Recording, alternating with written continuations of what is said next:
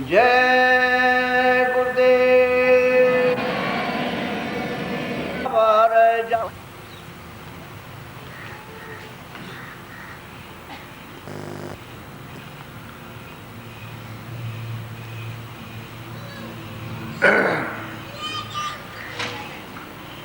सबसे बड़ा पुण्य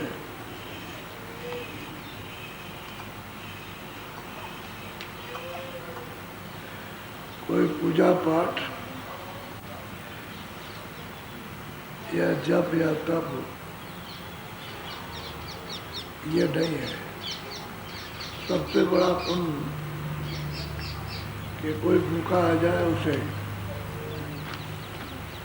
आप रोटी खिला दो जिसको आप जानते नहीं। ये सबसे बड़ा पुण्य। इसके सामने जब तप या स्नान ये वो तीरथ परत कुछ नहीं। ये सबसे बड़ा पुण्य है। इसी पुण्य प्रताप से महात्मा मिल जाते हैं। क्योंकि जब चिड़िया चुनाते रहोगे यानी इस प्रकार की आप सेवा करते रहोगे तो कोई ना कोई बात पा जाएंगे। और सुकर्मा धर्मा की करिया स्त्री ने और क्या किया था कि कोई किसी जात का भी कोई साधु आ जाए तो बड़े भाव से बड़ी श्रद्धा से सेवा करती थी। कोई आ जाए उसकी सेवा करती थी हमेशा। उसकी सेवा करने से जगत का पूरा पूरा विवेक हो गया कि कुछ नहीं, ये सब झूठा झगड़ा है और ये सब प्रपंच है। तो जब कर्मा धर्मा जब पहुंच गए गोस्वामी महाराज के पास, उन्होंने अच्छी तरह से सुन के समझ के जब रास्ता ले लिया तब इसको बताया तो ये उनसे भी बहुत तेज निकली। वो तो कुछ भी नहीं थे, उन्होंने तो प्रश्न किया था अपनी अपनी शंकाएं समाधान, इसको कुछ नहीं था। इसको तो वाक में ऐसा है बस इसके बदन में आग लगे तड़प कि कब जाऊं और कब दर्शन करूं। तो कहने का ये मतलब कि वो सेवा से उसमें ये तड़प पैदा हुई कि मैं उनका दर्शन करूं। और सेवा करती नहीं होती तो हृदय उसका बुद्धि कुंद रहती, हृदय में कुछ भाव नहीं रहता, श्रद्धा नहीं रहती, बुद्धि कुंद रहती। कहाँ जाओगे, क्या करोगे, क्या नहीं, ये है। तो असल में सबसे बड़ा पुण्य महात्माओं के मिलने का, कोई भूखा कोई प्यासा कोई आए उसे, और तुम समझते हो कि हमारा घट जाएगा हम खिला देंगे, तो घटेगा कभी नहीं। वो तो ऐसी सेवा है कि उससे घटता नहीं, उससे बढ़ता। जैसे रबड़ बढ़ गई, मालूम होती है छोटी, उसको बढ़ाओ तो बढ़ गई। ऐसा ही है कि सेवा करना चाहिए अतिथि। ये नहीं देखना है कि भेष का है और मतलब ये किस जात का है, ये है वो है, कुछ नहीं, उसे रोटी खिला ये। तो अब कल वैसे सुनाऊंगा, यानी ब्रह्मा विष्णु और शिव जब सतयुग था तभी इनको उतारा गया था। निरंजन भगवान ने सैदल कमल के नीचे से आद्या महाशक्ति को आदेश दिया कि तुम अपने आप से एक सूरत नीचे उतार दो। तो उन्होंने उतार दिया सूरत को। तो सूरतें ब्रह्मा विष्णु महादेव थी और उनसे तप कराया, तपस्या कराई। तो उस समय पर उस लाखों वर्ष की मनुष्य की उम्र थी, तो 20,000 वर्ष तो इन्होंने तप किया। नहीं इतना लंबा चौड़ा प्रमाण किधर से आ जाएगा? 100 वर्ष की उम्र में तो आता नहीं। कहते हैं अब इतने दिन तक उस पहाड़ पर तपस्या करते रहे, इतने दिन तक वहाँ करते रहे, इतने दिन तक। तो उम्र थी तभी तो करते रहे, उम्र नहीं होगी तो क्या महीने। तो कोई मतलब यह है कि हजारों वर्षों में थोड़ी छुड़ जाएगा कि हम 1000 वर्ष वहाँ रहे, 1000 वहाँ रहे। तो लाखों वर्ष की उम्र थी उसमें। तो इन्होंने तपस्या की, तपस्या करते रहे। तो कुछ तो उनका समय पहले बढ़ने में लगा होगा, बड़े होने में, फिर ये साधना में, फिर इनको जब उन्होंने अपनी बाणी सुनाई कि तुम ये लिखो जो हम बोले, तो उनसे लिखाया तो लिखने में देर लगी होगी, अरे समय तो लगता ही है ना। तो उनके द्वारा तत्सर्गवाद किया। तो ब्रह्मा के पुत्र सिंह ऋषि, अब ये आज की तो गाथा है नहीं कि आज की कोई वो तो उस समय की कहानी, उनके पुत्र। तो मतलब यह है कि मान लो कि यार उस समय पर उम्र इतनी जल्दी तो कम नहीं हुई, धीरे धीरे युग में तो रहेगी कि लाख बरस की उम्र है, कुछ भी आप करो, लेकिन जब युग बदलेगा तब उम्र कम होगी। और युग में नहीं, सब युग में तो उम्र बराबर है, सबकी उम्र समान है। अब वो श्वासों की पूंजी निकाल दो तब तो बात को अलग है, लेकिन यह है कि इतनी उम्र है उनकी। अब किसी के 1000 2000 बरस 4000 कम हो गई, बस यही है। और जो संयम से रहे उनकी पूरी कर रही। तो इनके लोमस ऋषि पुत्र पैदा हुए। जब ये विधान बन गया तो इनके पुत्र पैदा हुए, विधान बना दिया और उसके बाद ये पुत्र पैदा हुए। तो सब बन गया, पूजा का, पाठ का, इसका उसका, यह है कर्म का, धर्म का, पाप का, पुण्य का, अच्छे का, बुरे का, न्याय का, न्याय सत्य सत्य का, ये सब मतलब ये सब बन गया। कोई विधान बाकी रहा नहीं। अब विधान तो उन्होंने बना दिया, तो इनको आदेश दिया ये करो, ये करो, ये करो, ये करो, ये करो, ये करो। तो भाई इस तरह से तुम्हारा कल्याण होगा, इस तरह से जीवात्मा गति प्राप्त करेगी, मुक्ति मिलेगी उसको, ये मिल जाएगा वो। तो इन्होंने सब अपना काम किया, लेकिन इतनी कठोर उपासना के बाद लोमस ऋषि को कुछ नहीं मिला, कुछ नहीं हो पाया। तो ये किस चीज़ की उपासना है? ये शरीर इंद्रियों की उपासना है, ये जीवात्मा की तो उपासना है। वह शरीर ही तो कर्म किया ना, जो बाहर कर्म करते उपासना भी बाहरी की। भाई आँख है, हाथ है, पैर है, ये कान है, मुँह है, इसी के तो उपासना हो क्या। तो ये भी जड़ है, ये चीज़ें भी जड़ है। अब जल भी है, जल भी जड़, वायु भी जड़, पृथ्वी भी जड़, आकाश भी जल है, जड़ है, अग्नि भी जड़ है। तो जड़ की जड़ से पूजा करोगे तो जीवात्मा की तो गति नहीं होगी, वो तो उसी में आकर के फंस जाएगी।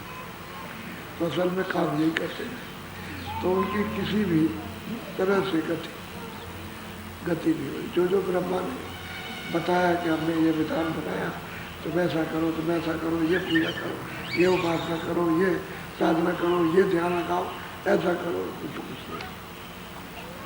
तो सही बात यह है कि उस समय पर शुरू की बात थी, तो ये सब करने लगे तो कुछ नहीं मिला। तो बार बार पिताजी से पूछे कि हमको कुछ नहीं मिला, हम तो चले गए गड्ढे में, हमारा वहाँ जन्म हो गया, 4 खानों में, तो वहाँ रोते चिल्लाते, मारते पीटते, ये सब कुछ करते रहे। अब की मनुष्य शरीर में यह तो रास्ता बता दिया कि मुक्ति कैसे मिलेगी।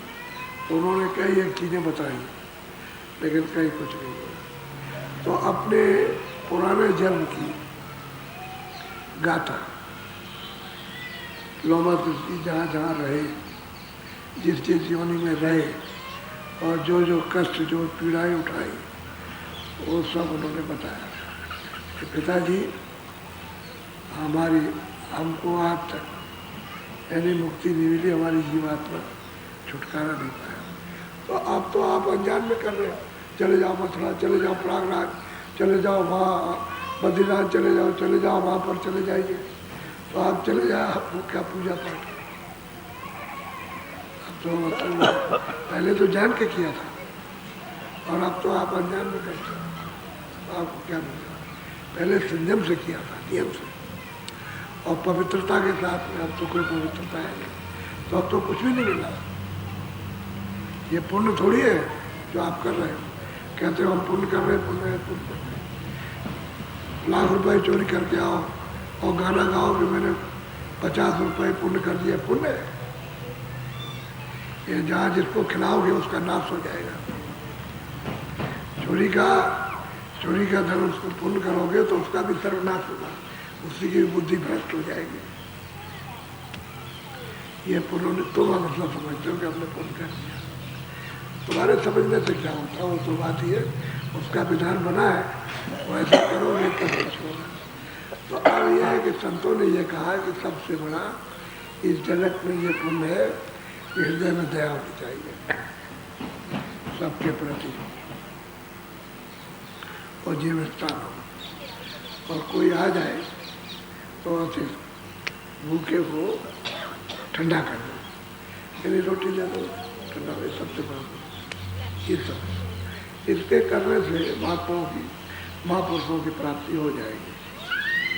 और कुछ न करे, न कोई तीरथ जाए, न कोई व्रत करे, कोई व्रत नहीं, न कोई पूजा करे, न कुछ नहीं करे, वही यही काम करे कि इसमें जीवात्मा परमात्मा काम से, और उसको आपने ठंडा कर दिया। यही करते रहिए, करते करते महात्मा मिलेगा, और जब महात्मा मिलेगा तो रास्ता मिल जाएगा, तब फिर सब तब साधन होता, तो जीव तब तक निर्मल हो जाए। मन बुद्धि चित्त अंतःकरण निर्मल, तो निर्मलता में जल्दी से जब रास्ता बताएंगे तो तैयार हो जाए, जल्दी उसे प्राप्त। दूसरा कोई रास्ता नहीं कर दिया महात्माओं के पास पहुंचने का, और मन बुद्धि चित्त है अंतःकरण जीवात्मा को निर्मल करने को रास्ता ही नहीं, और जो भी रास्ता है सब भटक रहे हैं। अब सच्ची बात कह दी जाए तो फिर लोगों को समझ में तो आता नहीं, और तो आपको मतलब ये सच्ची बात तो सच्ची कहना चाहिए। साधु ऐसा चाहिए, सांची कहे बनाए और कह टूटे और कह जुड़े। अगर मान लो टूट जाए ठीक है, अगर जुड़ गया तो बिन कहे भरम न जाए, बिना कहे संदेह नहीं जाता, भरम नहीं मिटेगा, सच्ची बात कहनी चाहिए। और हाँ तुम जैसा कर रहे हो वैसा ही, तो उसमें मेल मिलाप दिया तो बेचारा वो तो भटक जाएगा, वो तो भटक ही रहा, वो तो किनारे आ ही नहीं सकता, वो तो भटक जाएगा। सच्ची कहना चाहिए, अगर जुड़ेगा तो जुड़ जाएगा, और टूटेगा तो टूट जाएगा, छूट जाएगा टूट जाएगा, लेकिन सच्चा कहना चाहिए। तो कोई ना कोई उस जगह फिर आ जाएगा, वो जुड़ जाएगा, कोई ना कोई जुड़ेगा। जब सच्ची कही जाएगी तो कोई ना कोई आ जाएगा। तो इसलिए ये पुण्य है, ये जीवात्मा। और फिर आप किसी की हिंसा नहीं करते, आपके हृदय में दया है, जैसे मुझ में सूरत है ऐसे इनमें भी है, इनमें भी, इनमें पशु में है, पंछियों में, जीव जंतुओं में, इनमें है। तो आप किसी की हिंसा नहीं करते हो, तो आप तो जीव की रह रही दया है आपकी। और फिर ये सेवा करते भूखे को भोजन देना, इससे महात्मा मिल जाते, निर्मलता आ जाती है। पूरी पकड़ है, यह सबसे बड़ा पुण्य है, इससे पुण्य और बाकी जितने भी पुण्य होंगे सब अनजान में, तो उसका अंजाम में आपको क्या फल मिलेगा, उसका कुछ फल मिलने वाला नहीं है। तो जिस चीज़ से फल मिलेगा वो यही है। अब ये कलयुग में तो यही है, और तो नहीं। तो आप इसको कुछ समझते नहीं, इधर से उधर भाग के, इधर से तो उससे भाग के जाओगे, और जीव की कुछ गति नहीं होगी, क्योंकि तो अंधेरे में है, और अंधेरे में चला जाएगा, अंधेरे में जा रहा, और जब मृत्यु होगी तो अंधेरे में जाएगा, उजाला नहीं। तो मैं कल सब लोग आएंगे, तो इसका सुनने के लिए आप जरूर आइए। ब्रह्मा और लोमहर्षि का पिता और पुत्र का संवाद है, और शुरू में ही आया, जब सृष्टि की रचना हुई है तभी का है। तो ये सुनने लायक है। ये आज का, कल का, त्रेता का, द्वापर और कलयुग की बात नहीं है, ये उसी समय की बात है, क्योंकि उस समय पैदा हुए उनसे, तो अपने पिता से सब पूछ रहे हैं। तो ये तो इसको कोई ना कर नहीं सकता, कोई भी पंडित, ये वो कोई भी इनकार नहीं कर सकता। तो शास्त्रों में है, तो शास्त्रों की चीज़ें मिलती तो है, तो वो फिर देखना पता चलता। लेकिन आपका ये पुण्य है, वो करना चाहिए, जो बिल्कुल सत्कार। इसीलिए तो मैं कहता हूँ कि तुम भंडारे में कोई आता है तो सदा प्रेम से खिलाओ। अब तुम कहोगे बाबा जी आते हैं, और बाबा जी मतलब ये है कि तो डर की वजह से क्यों, श्रद्धा से खिलाओ। जब तुमको एक जगह का स्वतंत्र अधिकार है खिलाने का, अगर तुमसे कहे कि आटा मत दो या रोटी मत बनाओ, या मतलब उनको इतनी दो, तब तो आप कह सकते हो कि बाबा जी। और जब कहते हैं कि खराब ना हो, एक दाना न फेंके जाए और खूब खिलाओ, तो श्रद्धा खिलाने में होती है। जैसे आप अपने घर में खिलाते हो और श्रद्धा से इनको खिलाओगे तो वही पुण्य होगा। जो अतिथि को घर में खिलाओगे वही पुण्य पूरे हो जाए। क्योंकि यहाँ भी तो आप स्वतंत्र हो, कोई पेट भर के खिलाने में तो कोई नहीं मना करता है, खिलाओ, लेकिन फेंकने में मना करता है। फेंकने में तो माँ भी कहती कि तूने रोटी क्यों फेंकी। कोई घर में कोई आ जाए बड़ा कि रोटी तूने क्यों फेंक दी, ये अनाज है, अन्न देवता है, तो इसका नुकसान हो, तो वो भी डांटती। तो जो समझदार होता है वो तो कहता ही है, मना करता है, अन्न को फेंको नहीं और रोटी खाओ। तो सेवा का, सामूहिक सेवा का एक अवसर मिलता है। इन लोगों को सब कुछ सब लोग चकाचौंध है यहाँ। इतना अब सुबह जब देखना तो कितनी भीड़ होगी, क्योंकि अभी तो काम में लगे हुए, समझिए, मंदिर में इधर उधर काम में लगे। जब सुबह सब इकट्ठे हो जाएंगे तो फिर उस वक्त में भीड़ देखिए, इतने लोगों का भोजन रोज बनता है। तो लोग कहते हैं बड़े बड़े अधिकारी कि हम 4 आदमियों को घर में बना के नहीं खिला सकते, और इतने आदमी कैसे। तो यहाँ आकर के देखो, उसमें क्या बात है, आंखों से चश्मदीद देखो तो सब तुम्हारी समझ में आ जाएगा। अब ये कहोगे कि कहाँ तो भगवान देता है, देने वाली बात मत पूछो कि कहाँ से आता कहाँ से, ये नहीं, ये पूछने की चीज़ नहीं है। पूछने की ये है कि आंखों से देखो और बुद्धि से विचार करो कि बात सत्य के नहीं है। स्वामी जी महाराज कहा करते थे, बेटा ऐसी दाल खाओ कि एक भी दाना ना मिले, एक कटोरी में खाली पानी रहे, दाल की खुशबू रहे, दाना एक भी ना हो, और उसमें रोटी बोलो और खाओ बेटा, इससे वजन होगा, इससे वजन होता है। भजन माल पुरुष से नहीं होता है, भजन तो सूखी रोटी है। अगर भजन करना चाहो तो गृहस्थ आश्रम में रहते हो, खेती आप ये काम करते हो बाल बच्चों के बीच में, तो सादा खाते हो। सादा वो भी तो एक तरह का सूखा ही है, सादा खाते हो। सादे मतलब है, और संयम से करो तो भजन हो जाए। ऐसा तो वो सुनाया करते थे कि भजन करने के लिए दाल न रहे, दाल का दाना पानी रहे, खुशबू आ जाए कि दाल है, उसमें बोल लिया, खा लिया, और भूख को कम रखा, यानी भूख से ज़्यादा नहीं, जब और खा ले और खा ले, ऐसा रखो कि 2 घंटे के अंदर पेट खाली, और मालूम हो कि अब ठीक है, तो कुछ रोक धोक भी नहीं होगा, और हजम हो जाएगा, और भजन में बैठोगे तो मन भी लगेगा। और जब खाओगे खूब रोज कर और माल पे खाओगे तो मन लगेगा चारों तरफ, फिर रोज लगने वाला नहीं। यही तो उसके विकार हैं, मन के, बुद्धि के, चित्त के, और मतलब है क्रोध के, और फिर उसके साथ काम है, क्रोध है, लोभ है, अहंकार है, ये सब लगे हुए, एक के साथ एक लगा हुआ, उसी में बरतते रहते, तो भजन नहीं बनता होता। अब लोग कहते हैं कि भाई, अब वो कहते हैं बहुत जोर देते हैं, कभी होता है कभी नहीं होता है, तो उसकी निरंतर रखो कि किस समय पर क्यों ऐसा हुआ।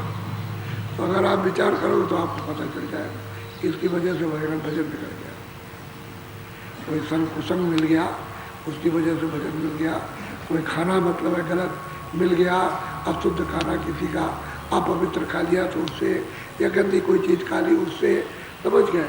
और इन सब चीज़ों से मन बिगड़ता है, बुद्धि बिगड़ती है, चित्त बिगड़ता, चिंतन होता है, और उसमें भजन नहीं बनता। अब जैसा कहा जाता है वैसा आप उसका अंश भी नहीं करते, तो भाई थोड़ा तो करे कम से कम। मान लो 16 आना है, 100 पैसे है, चलो 2 पैसे भी कर दे, 98 पैसा छोड़ दे तो कुछ ये बात। तो हमको तो स्वामी जी महाराज की बात याद है, तो कहते थे कि भाई सूखी रोटी खाओ, और दाल खाना है तो पानी की खाओ, और सब्जी खाओ तो पानी की तरह कर लो, पानी की तरह से ऐसे कर लो, और उसमें पानी मिला दो और नमक रहे, समझिए, बस वही कर। ज़्यादा करो तो धनिया डाल देना, नमक धनिया डाल दो और खाओ, भजन ऐसे बनता है। और फिर उसको लोग समझते हैं, और कलयुग में ऐसे ही भजन हुआ, जिन लोगों ने किया ऐसे किया, जिन लोगों ने उसको प्राप्त किया है वो ऐसे खा करके प्राप्त किया। एक महात्मा जी के यहाँ गए तो कुछ नहीं था उनके यहाँ, तो उनकी गगरी रखी थी खाने की। तो हमने पूछा, हमने कहा कि कुछ भोजन वोजन की व्यवस्था, हमारे साथ में गए थे, उन्होंने पूछा कि भोजन की व्यवस्था करें या कुछ नहीं। यहाँ तो मतलब यह है कि रोटी रही है और सूख रही है, पानी में डुबाया खा लिया और पेट में ही तो भरना है, और क्या तो पेट भर लिया। तो मालिक का भजन करते हैं, ऐसे लोग भजन करते हैं। और पूरे महात्मा यानी पूरे संत, उनमें कोई मतलब है किसी तरह का ऐसे कहते हैं, तो उनसे भजन हो जाता है। अब मतलब यह है कि आप अच्छा अच्छा खाएं, मतलब यह है कि अगर कभी रूखा फीका मिल जाए तो नाराज हो जाए और क्रोधित, हम तो देखते हैं ना कि क्रोधित हो जाते हैं कि तुमने हमको ये नहीं खिलाया, वो नहीं खिलाया, और ये नहीं दिया, और तुमने हमारा अपमान कर दिया, ये बताइए नहीं कोई बात। भजन करने वालों को ये करना कि हमारा अपमान कर दिया, अच्छा अच्छा नहीं खिलाया। अरे भाई तुम खाओगे तो जितना भजन करोगे तो सब तो ले जाएगा, तेरे पास क्या रहेगा? अगर तुम कुछ खाएगा और कुछ कमा के रखेगा, तेरा तो सब चला जाएगा तेरे पास। तो ये तो मालूम नहीं तुमको कि मेरा असली कमाई तो मेरी चली जाएगी, क्योंकि मैं अच्छा अच्छा खिलाऊंगा, खाऊंगा, और वो कमा के हमको खिलाएगा तो चला जाएगा। इसलिए सब बातों पर ध्यान रखना, ये सत्संग है, इस पर ध्यान सबको रखना चाहिए। तो मोटी मोटी बातें कोई ऐसी नहीं है, मोटी बातें उनको काम में लेना चाहिए, क्योंकि भजन करना तो, और नहीं भजन करना तो फिर संसार में उड़ रहा है तो लोग उड़ ही रहे। तो संसार में फंसे हुए हैं, मन को फंसाए हुए, तो वहाँ क्या मिलना है? कुछ नहीं मिलना। भजन से जीवात्मा को थोड़ा बहुत करना चाहिए। इसलिए आप लोग मतलब ये हमेशा ध्यान रखो कि सेवा जितनी भी हो श्रद्धा से करो, श्रद्धा से करो। जैसे पानी पिलाओ, खाना खिलाओ, झाड़ू लगाओ, बैठाओ, उठाओ। अब यह है कि हम तो सबके साथ हर वक्त नहीं रह सकेंगे, आपको बता दिया गया कि आप करो, तो आपको करना चाहिए, क्योंकि अवसर है, ये अवसर कहाँ मिलता सेवा करने का कि झाड़ू लगा दो, बैठ के आइए, इनको ये पिला दो, ये नया करो। तो ये सेवा का अवसर मिलता है। इसी से चिड़िया, यही चिड़िया है। चिड़िया तो अपना दाना चुग लेगी, वो तो अलग है, लेकिन ये चिड़िया है कि जो आपके यहाँ आ गई उसको चुगाओ, इसी में महात्मा मिल जाए। करना चाहिए, नए नए लोग आते हैं, सीखना चाहिए। तो हम नहीं करेंगे, हम ऐसा नहीं करेंगे, हम ये हम बड़े हैं, बड़े छोटे इसमें सेवा है, सेवा ही है।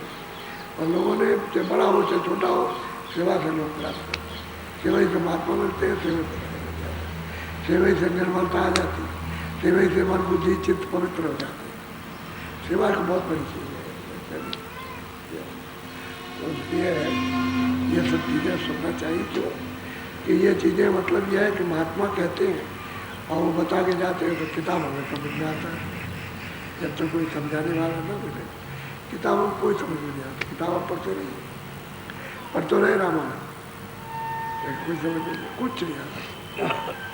समझ गए है कुछ और समझ कुछ रहे, मान कुछ रहे और कर कुछ रहे, तीनों चारों चीज़ें अलग अलग हो गई। समझते कुछ है, मानते कुछ है, करते कुछ है, ये सब अपना अलग अलग अपना करता है, कुछ नहीं समझता। और हमारे तो वो जब खुद लिखते हैं कि मैंने ब्रह्मांडों का हाल लिखा, मैंने इस जगत का कोई कौशल्या, कोई सीता और कोई राम, कोई भरत और शत्रुघ्न और कोई पहाड़ और कोई जल, कोई प्रयाग, मैंने यहाँ का कुछ नहीं लिखा, सब मैंने ऊपर का सब लिखा, ब्रह्मांडों का सब लिखा हमने उसमें। रामायण जो 7 कांड रामायण है तुलसीकृत, उसमें लिखा है हमने ब्रह्मांडों का लिखा। अब उसका ब्रह्मांड आप क्या करना, आपको क्या मालूम? इसलिए उसको महापुरुष की वाणी को कोई नहीं समझ सकता, इसलिए वाणियाँ किसी को समझ में नहीं आती। पढ़ने को तो सब पढ़ते हैं कोई ना कोई वाणी, ईसाई है अपनी हिसाब से, तो मुसलमान है तो मोहम्मद साहब, और किसी किताब पढ़ते हैं, हिंदू है तो और किसी किताब में पढ़ते हैं। समझ में कुछ नहीं, समझ में तो वही समझाया जो जानता है, जो प्राप्त करता है, जो प्राप्त कराएगा उससे। तो दिया है। तो अब की बार जब सुबह मौका मिले, 1 घंटे का सत्संग का समय है, हम आएंगे, कभी कभी ज़्यादा भी हो जाता है। 1 घंटे में सुमरन और ध्यान हो गया। 1 घंटा पूरा समय लेना। जब अपना रहे प्रार्थना कराओ तो सुमरन कराओ, फिर ध्यान कराओ, फिर भजन, तीनों चीज़ें एक साथ 1 ही घंटे के अंदर आप कर लो। 20-23 20 मिनट आराम से सुमरन करो, आराम से ध्यान, आराम से भजन। क्योंकि सत्संग होता है उतना ही समय आपको भजन नहीं देना। तो ये बात ध्यान में रहे, वो सत्संग का समय भजन में लगा दो। जब भी सत्संग ना हो और पूरा तो तीनों चीज़ें हो जाएंगी। नाम भी लोगे, उसके रूप को भी याद करोगे, फिर उस ध्यान भी करोगे। दृष्टि के एकाग्र साधन उसको करोगे, दृष्टि को रोकोगे, समझ गए? उससे बहुत फर्क पड़ेगा। और फिर उसी के साथ भजन में बैठ जाओगे तो बहुत फर्क पड़ जाएगा। तो अंदर से दया, बाहर से नहीं, तो सब तरफ से हो। तो 1 घंटे पूरा। अब ये आज से बदल दिया कि आपको 1 घंटा समय देना। जब भी सत्संग ना हो, मान लो सत्संग हो गया 10 मिनट, 15 मिनट बैठा दिया तो कोई बात नहीं। लेकिन जब सत्संग ना हो और कहा जाए कि भजन करो, तो पहले सुमरन, उसके बाद ध्यान और उसके बाद भजन। तो तीनों फोन डालो, अच्छी तरह तीनों की घुटाई करो, तभी ठीक रहेगा, तो बच जाएगा। और सत्संग जब हो तो थोड़ा सा जो जितना समय मिल जाए तो फिर घर वहाँ करो। ऐसा नहीं है कि वहाँ ऐसे ही सो गए जाकर, खा के आए, फिर बैठ गए, फिर बैठ के किया, उसके बाद फिर लेट गए, तो लेटे लेटे किया। वो तो रगड़ते रहोगे तो रगड़त कहते हैं, करत करत अभ्यास के जड़मत हो चुका। अब वो करते करते करते करते वही मतलब है, जो अभ्यास करता है उससे सिद्ध हो जाता है। जो नहीं जानता वो जान जाते हटकार हो जाता, कुछ नहीं मालूम, करते करते। तो भाव सही थे, जब खुद है प्राणी पाव भाव के साथ श्रद्धा से करते हो, भाव से, तो उस काम को कर रहे हो मतलब हो जाएगा। ऐसा बस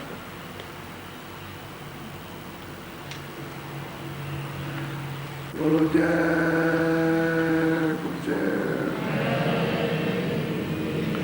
अब बैठ जाओ भजन पर।